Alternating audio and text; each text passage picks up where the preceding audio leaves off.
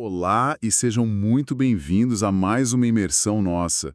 E olha, para quem nos ouve e adora aprender algo novo de um jeito tipo rápido, mas bem profundo, a missão de hoje é pesada. Muito pesada e fascinante, né? Olá, todo mundo. Exato. Porque hoje a gente vai desmistificar uma das figuras mais polêmicas de toda a história, Nicolau Maquiavel. Ah, o famoso. E a sua obra máxima, claro, O Príncipe. O nosso objetivo hoje é entender o que realmente é o realismo político, debater aquela famosa metáfora do leão e da raposa. Que é muito mal compreendida, diga-se de passagem. Nossa, demais.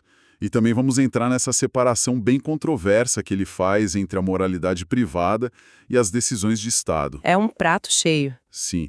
E assim, geralmente, quando um adjetivo deriva do nome de alguém famoso, sei lá, a gente espera algo grandioso, né? Uma invenção revolucionária, uma filosofia de vida super inspiradora. Tipo maquiavélico. Isso, só que a palavra maquiavélico desenha quase que na hora um vilão de filme na nossa cabeça, sabe? Alguém numa sala meio escura manipulando todo mundo como se fossem peças de xadrez. Focado só na pura e fria maldade. Aham. É quase um instinto da nossa língua. É um reflexo automático que foi construído ao longo de séculos, na verdade. A gente tem essa tendência muito natural de categorizar o mundo de uma forma binária, sabe? O bem e o mal, o herói e o vilão. Totalmente. E esse termo específico acabou carregado com, bom, o peso da pior fama possível. Está sempre associado a uma crueldade que é deliberada, calculista, sem escrúpulos. Só que, e aqui é que a coisa muda ao mergulharmos no material que temos hoje, que é a transcrição de uma aula riquíssima de ciência política sobre os textos originais. A história real é outra. Completamente diferente. Aquele vilão de desenho animado simplesmente desaparece. E o que surge no lugar, lendo a fonte, é uma paisagem moral incrivelmente turva, onde as regras do jogo, na verdade, são puramente sobre sobrevivência. Exatamente. E para entender como um diplomata desempregado criou o que é tipo o manual definitivo do poder, a gente precisa voltar no tempo, né? Entender o caos que estava em volta dele. O mundo estava literalmente mudando de eixo. Uma mudança brutal, muito dolorosa. O cenário que o professor desenha nessa aula é justamente o fim da Idade Média e o parto, digamos assim, super complexo do Estado moderno. Tem um ano-chave aí, não tem? Tem. Há um marco temporal crucial no material, que é o ano de 1453. Certo, vamos destrinchar isso. 1453. Mas, assim, por que um ano específico no século XV muda tão drasticamente o jeito que a humanidade pensa sobre política? Porque é o ano em que o Império Otomano invade e toma Constantinopla. Há o efeito dominó. E isso gera um efeito dominó que afeta toda a Europa Ocidental. Quando a cidade cai, rola uma fuga maciça de cérebros. Tipo, pensadores, intelectuais, fogem para o oeste. Levando os livros junto. Levando tudo. Textos clássicos gregos e romanos que estavam esquecidos ou muito bem guardados por séculos.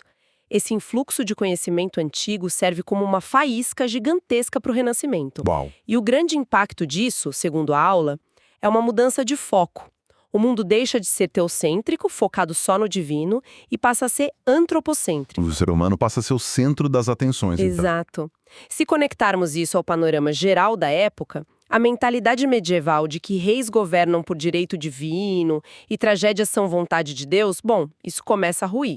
A fonte até cita Descartes, né? Sim, a máxima penso, logo existo. Isso ilustra bem essa virada filosófica. O indivíduo racional tenta entender o mundo através da própria razão agora. A política deixa de ser uma ordem dos céus. Perfeito. Ela passa a ser vista como uma engrenagem humana, algo que pode ser desmontado, estudado e manipulado. E no centro dessa revolução intelectual toda está a Itália, mas eu imagino que não seja aquele país unificado do turismo romântico e da pizza pacífica que a gente conhece hoje. Na verdade, o cenário era um banho de sangue constante. A Península Itálica, no século XVI, era uma colcha de retalhos de cidades-estado. Florença, Veneza, Gênova. Isso, e os estados papais. E elas competiam ferozmente entre si. Contratavam exércitos mercenários que, mudavam de lado dependendo de quem pagava mais. Nossa, lealdade zero. Zero. E estavam sob ameaça perene de potências estrangeiras maiores, como França e Espanha. Era um ambiente de paranoia diplomática absoluta. E é exatamente nesse caldeirão fervente que a gente encontra Nicolau de Bernardo de Maquiavel. O cara não era um teórico de biblioteca, isolado do mundo. De jeito nenhum, ele estava na linha de frente. Sim, ele era um alto funcionário, diplomata, chanceler de Florença.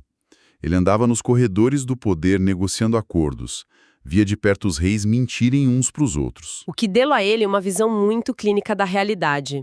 Mas, como a política é muito volátil, a poderosa família Médici, que tinha sido expulsa, consegue retornar ao poder. E aí derrubam o governo republicano que o Maquiavel trabalhava. Exato. E como em toda mudança drástica de regime, rola um expurgo. Maquiavel perde o cargo, perde o status social. É preso, torturado. Preso, torturado e finalmente exilado numa propriedade rural, banido da vida política que era a paixão dele. Sabe, eu adoro uma analogia para explicar esse momento para quem está ouvindo. Maquiavel é basicamente aquele alto executivo brilhante que dedicou a vida a uma mega corporação. Conheço o tipo. Ele conhece todos os segredos, sabe onde todos os esqueletos estão enterrados.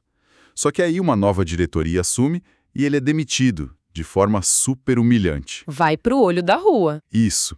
E do sofá de casa, meio amargurado, sem nenhum romantismo e cheio de tempo livre, ele resolve escrever um manual definitivo de como o jogo corporativo realmente funciona. Sem aquelas palestras motivacionais de RH. Exato. Sem cultura de empresa. Só realidade nua e crua do que você precisa fazer para sobreviver na cadeira de presidente. Olha, a analogia funciona muito bem. Destaca perfeitamente o pragmatismo da obra. Porque ao escrever esse manual, ele rompe violentamente com toda a tradição filosófica ocidental. Como assim? Bom, se a gente olhar para Platão, Aristóteles ou a moralidade cristã do Tomás de Aquino, que o professor cita, todos escreviam sobre como o Estado deveria ser. Ah, as utopias. Isso, desenhando cenários liderados por homens bons, justos, tementes a Deus. Escreviam regras para um jogo de xadrez onde todo mundo concorda em não trapacear, né? Aí Maquiavel olha para isso e pensa, olha, é lindo na teoria, mas na prática quem joga limpo acaba com uma faca nas costas. Exatamente. O conceito central que ele traz é o da verdade efetiva das coisas, a verità effettuale. Ele argumenta que a distância entre como as pessoas vivem e como deveriam viver é muito gigante. Então focar no ideal é furada. Total. O governante que abandona o real pelo ideal está pavimentando a própria ruína. Esse é o marco zero do realismo político. A política ganha autonomia. Mas, peraí, deixa eu fazer um papel de advogado do diabo aqui. Se ele separa a política dessa moralidade cristã e clássica, isso não dá um passe livre para o líder ser simplesmente um tirano sádico? É o que muita gente pensa. Porque, lendo assim por cima, parece a desculpa perfeita para qualquer ditador fazer atrocidades sem peso na consciência. Tem algum freio nisso ou é só maldade pela maldade? Essa é a confusão que destruiu a fama dele, na verdade. O sadismo não tem nenhum espaço no pensamento maquiavélico. Sério? Nenhum? Nenhum. Porque o sadismo é irracional, ele gera ódio. E o ódio é perigoso. O que ele propõe é que a política e a moral privada respondam a tribunais diferentes. Como assim, tribunais diferentes? Bom, para um cidadão comum, a meta moral é tipo a salvação da alma. Mas para o governante, a meta máxima é garantir a estabilidade do Estado. O professor usa o termo latino res publica. A coisa pública, as instituições, a segurança de todo mundo. Isso. Manter a res pública inteira contra o caos é o critério moral do governante. Se um líder tentar ser moralmente puro num mundo cheio de lobos, o Estado dele vai ser conquistado. O povo dele vai sofrer na mão dos inimigos, né? Exato. Então, se mentir, trair ou usar violência for a única forma de salvar o Estado, isso não é só lícito, é um dever moral do líder. Ele sacrifica a própria pureza para salvar a população. Caramba! Mas se a bússola desse governante não aponta para a bondade cristã, o que ele usa para se guiar, então? Como ele toma a decisão? Aí entra um conceito que redefine a virtude. Ele usa a palavra italiana virtù. Mas não tem nada a ver com a virtude da igreja. O material bate muito nessa tecla. Tem que separar as duas coisas, né? Tem que separar. A virtude cristã é piedade, caridade. A virtude de Maquiavel vem do latim vir, que significa força Homem viril, energia vital. É a capacidade pragmática de um líder. Coragem e flexibilidade para manter o poder, lendo o momento. Exato. Lendo as circunstâncias concretas. E aqui é que a coisa fica realmente interessante. Porque o texto traz aquela metáfora animal. A do leão e da raposa. Essa é brilhante. Pelo que entendi, o líder tem que ser quase um metamorfo ético, né? Um metamorfo, gostei dessa imagem. Como funciona? Bom, ele não pode ser só um trator, que resolve tudo na força bruta, que seria o leão, porque um leão cai em armadilhas. Mas também não pode ser só um estrategista de bastidores, a raposa, senão é engolido pelos lobos. Perfeito. A metáfora ilustra exatamente as ameaças que o Estado sofre. O leão é a presença militar implacável, que espanta os lobos. E a raposa é a astúcia para farejar tratados falsos e conspirações palacianas. Tem que ser os dois. Alternar as peles. Exato. E o professor ressalta que isso não foi imaginação literária. Maquiavel fez mais de 50 missões diplomáticas, sentou com o rei da França, com o Papa, com o César Borgia. Gente pesada. Muito. E o padrão empírico que ele observou foi claro: líderes inflexíveis caem. O rei muito piedoso morre. O príncipe que só usa o terror sofre rebelião e perde tudo. A verdadeira virtude é trocar de postura ética conforme o que a realidade exige. O que nos leva direto para o conceito mais desconfortável que a gente viu na aula. Porque para ser essa raposa e esse leão, inevitavelmente o líder vai sujar as mãos, né? Bastante. Com coisas que seriam crimes para pessoas normais. Como que ele diz para dosar isso? A justificativa engole tudo. A justificativa, nesse caso, é a razão de Estado. A segurança do governo está num patamar acima de qualquer limite moral. O governante vira uma figura supranormativa. Está acima das leis comuns, uma exceção. É assustador, mas na lógica dele é indispensável. A razão de Estado autoriza a crueldade, mas desde que seja estritamente necessária para evitar guerra civil ou a quebra do país. Daí vem aquele dilema famoso, é melhor ser amado ou temido? Ele diz que o ideal era ser os dois, claro. Mas na prática, na hora de escolher, o temor é muito mais seguro que o amor. E a justificativa para isso é bem pessimista em relação à psicologia humana, né? Muito. Para ele, o amor é mantido por gratidão e obrigação. E como ele via o ser humano como egoísta e volúvel, na primeira crise, as pessoas quebram esse vínculo para salvar a própria pele. Faz sentido. E o medo? O medo é mantido pelo pavor da punição. Isso não depende da boa vontade das pessoas. É uma constante psicológica que o líder consegue controlar. É fascinante como ele cria uma mecânica real para aplicar isso. A aula fala de uma verdadeira matemática da crueldade. Se o líder precisar ser cruel, confiscar bens, eliminar rivais, ele tem que fazer tudo de uma vez só. Um golpe rápido e avassalador. Isso. Enquanto os benefícios e agrados têm que ser dados aos pouquinhos, a conta-gotas. E o raciocínio por trás disso mostra como ele entendia a mente das massas. O mal feito de uma vez causa um choque, mas cicatriza. As pessoas esquecem com o tempo. Voltando para minha analogia corporativa de novo, é igual gestão de crise em empresa. Sério, se tem que cortar gastos e demitir, o pior cenário é demitir um pouco a cada mês. Cria um clima de terror interminável, né? Ninguém trabalha, o conselho atual faz o corte profundo num dia só, assume o baque. Mas na hora dos bônus, libera aos poucos para manter o time motivado. É a mesma lógica. Isso levanta uma questão importante, porque corrobora que a crueldade, para ele, é uma ferramenta clínica. Não é passional. Não é ter um ataque de pelanca e prender os inimigos por vingança. É uma cirurgia. Uma cirurgia pesada. Abre o paciente, tira o tumor da instabilidade política de uma vez, fecha e a partir daí só administra o analgésico. Se ele continuar sendo cruel por hábito, o medo vira ódio e o ódio destrói o poder, porque quem odeia não liga de morrer para derrubar o tirano. Isso resolve bem a questão do sadismo. Mas, olha, abre uma outra dúvida gigantesca para mim. Manda. Pensa no cenário que a gente desenhou um governante acima da lei, que mente quando precisa, que usa o medo clinicamente. por que raios a população aceitaria viver sob um estado tão assustador assim?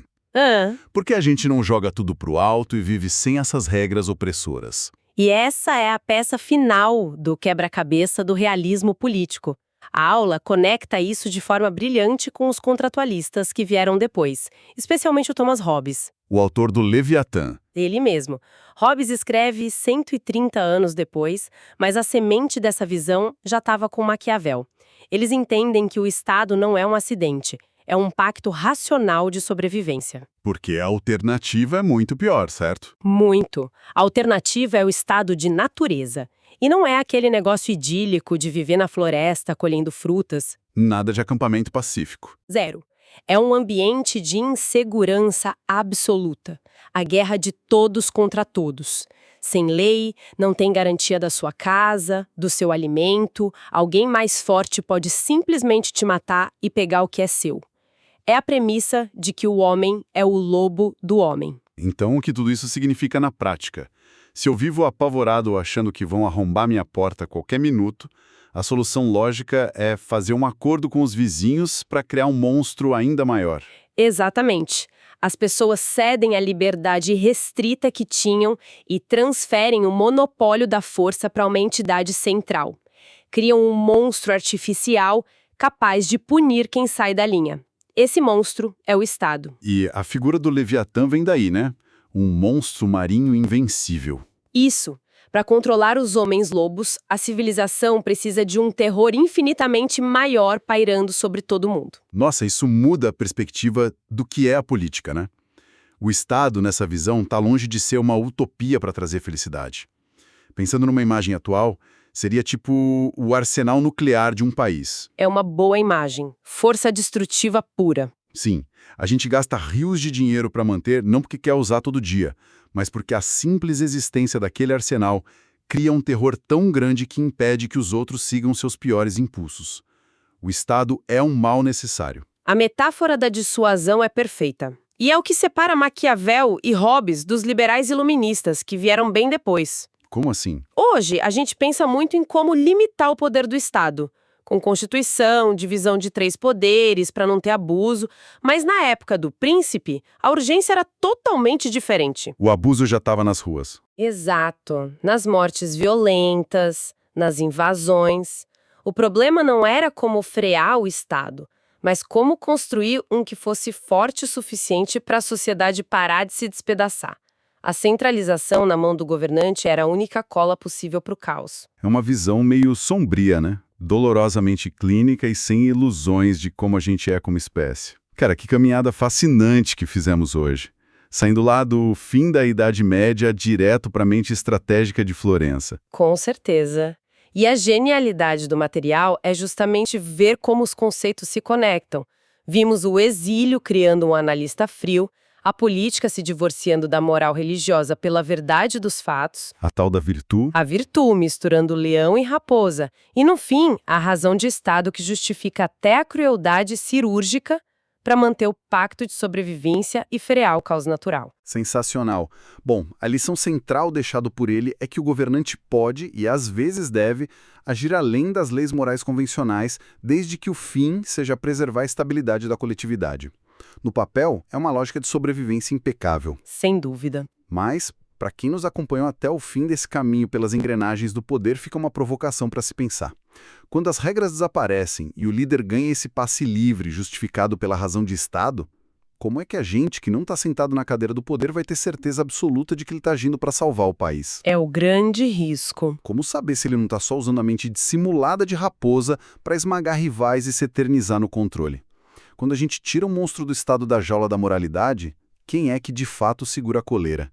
É um labirinto ético bem pesado.